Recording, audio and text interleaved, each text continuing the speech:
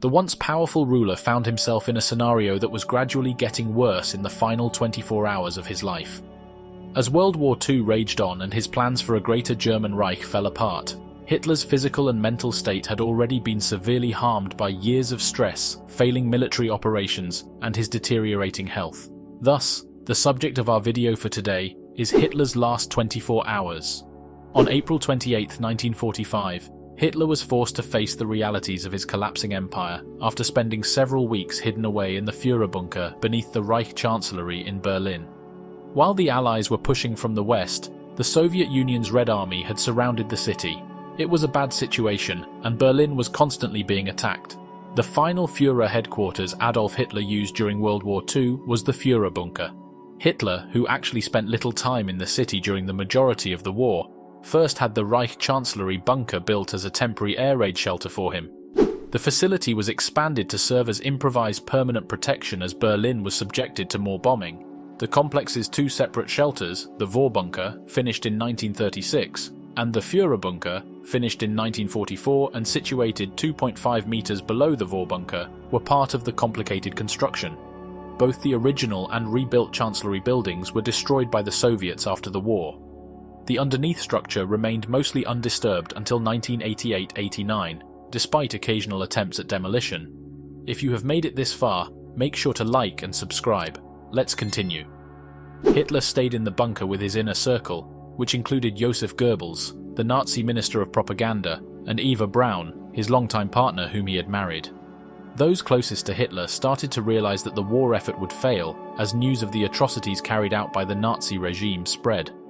On April 29, 1945, Hitler's day began with a military conference during which he was given depressing updates on the situation on the front lines. There appeared to be little chance of changing the situation as German forces continued to retreat. With a tremor in his left hand and a weakened voice, Hitler's health was clearly getting worse. Hitler chose Admiral Karl Dönitz to take his place as the new Reich President and Supreme Commander of the Armed Forces. This appointment was made out of desperation. Hitler's choice was a statement of defeat and an effort to maintain a certain degree of power.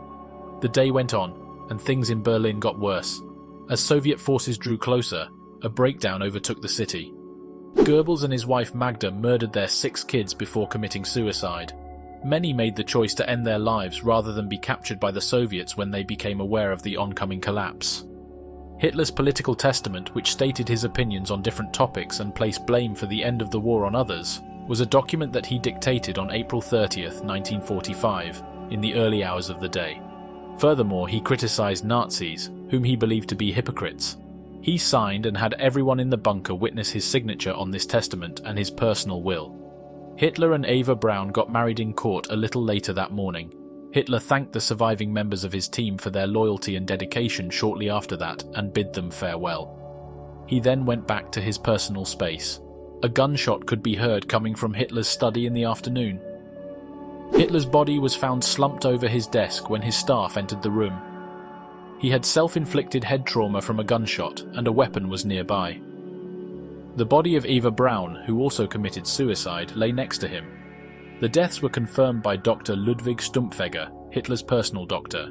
Their bodies were taken to the garden above the bunker as per Hitler's orders, where they were showered in gasoline and then set ablaze.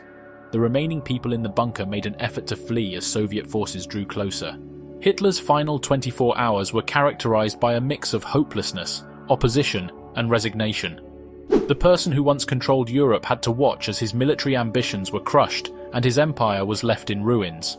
He made the decision to commit suicide as a final act of control over a situation that had been out of control. The Nazi regime officially came to an end with Adolf Hitler's death, and the European stage of World War II came to an end with Germany's unconditional surrender a week later. That concludes our work for today. In the comment box, please share your opinions. Take care until next time.